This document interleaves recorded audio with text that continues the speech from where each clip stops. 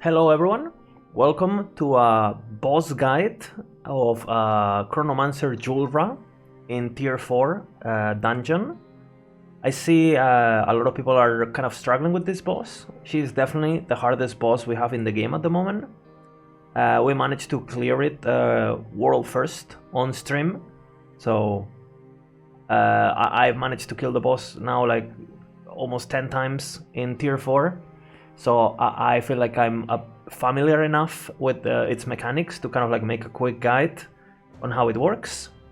So I'm gonna play some footage from the stream and we're gonna talk over its abilities. My gameplay is not perfect here as I was still learning the fight, but we can learn from it, so let's go watch it. So when you first enter her fighting room, you're gonna get welcomed by this, you see her there and you can just hit her at the beginning and you will see that now she's gonna do this big AoE. This big AoE channels for a few seconds. I haven't counted yet, but I guess we can find out. It's like almost 10. And what you're supposed to do is you're supposed to press D in order to go back to a different time era, because this damage is unavoidable, and if you don't press D, it will one-shot you. Again, you can do damage to her, and before it pops, you go D, and you completely avoid the damage. Now, every time you press D, you can press D infinitely in this fight. Julra will eventually, after a few seconds, will also travel into a different era, the area you're on, and she will come with an ability that basically insta-targets you and places one of these like void pools on the floor. We're gonna see it now. It's gonna come, and you can see it there that there's no way to juke this. You will get it, and basically don't stop moving. It channels for like a few seconds and then it drops the pool. You can just save your dash for when the pool drops right there. If you time it perfectly, you take no damage. She does this in both the Void era and the Imperial era, both. So keep always this in mind.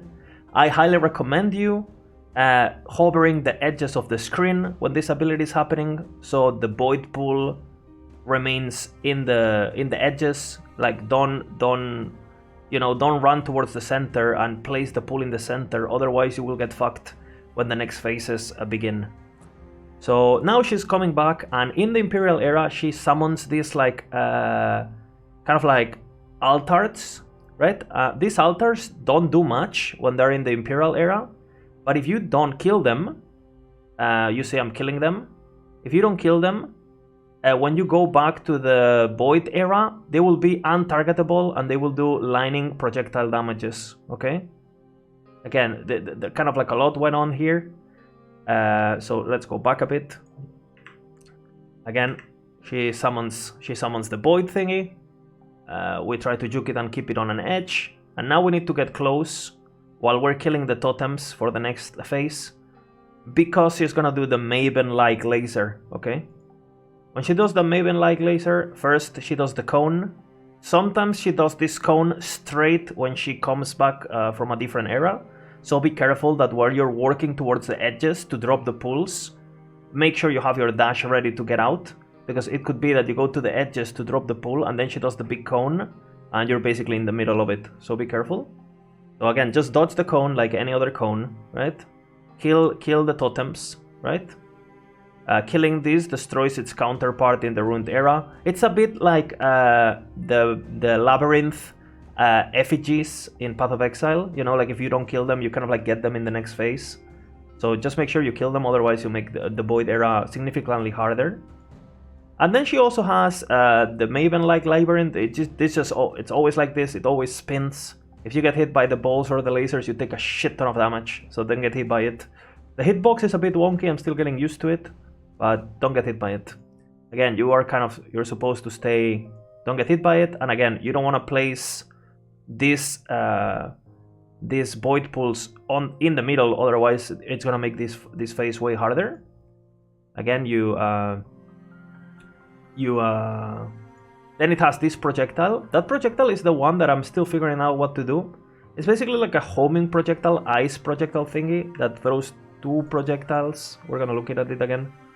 those two projectiles that kind of like are homing.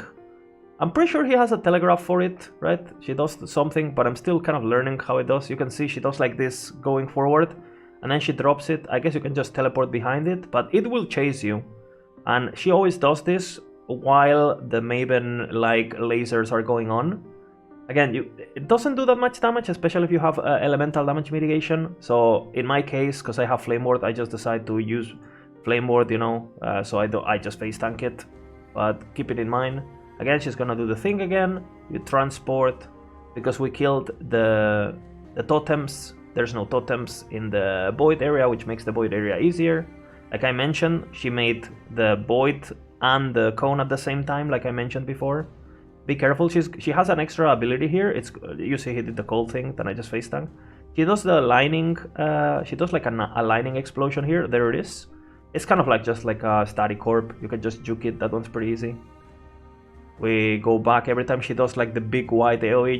You're forced to change era, and you gotta be careful because some of these effects persist, right? So you don't wanna heal the pool. I'm pretty sure the pool heals her, but I'm not sure. Again, just be careful with the laser. Careful with the cone. Again, we're gonna transform again, and we should be able to kill her. Again, be careful because some of these things persist. And just like that, we kill her. Again, that is pretty much the entire all the mechanics this fight has. My character is pretty well geared, and it does a shit ton of damage. This character hits the damage for 200k, so you get a reference of the damage you're looking at. Again, just because it's the tier 7 version, the tier 4, sorry, she's gonna have 370 increased damage and 400 increased enemy health, regardless of what modifiers you go for. So keep that in mind. She is a bad bitch. If you're playing melee, the fight is gonna be even harder for obvious reasons, right? Like the laser part, like you need to be kind of like in range to do damage. You probably want to have a range character in order to do this fight. If you're playing SSF, I mean, it should be fine, right? Because melees will be able to leech and will be able to sustain a bit better. But keep in mind that for the laser phase, well, it can get a bit tricky. Again, this fight is for sure like the hardest fight we have, even though it didn't look that hard, right, when I did it. I did it a few times already, I know what I'm doing. So my character is really good, it's really tanky. And again, if you get hit by any of her abilities and your character is not top tier, you will get one-shotted. It's a really fun fight, I like it. I like the dungeon, I like the mechanic. I like crafting the legendaries and stuff. And so far I'm loving the patch. Hope you guys enjoyed this guide, and bye bye.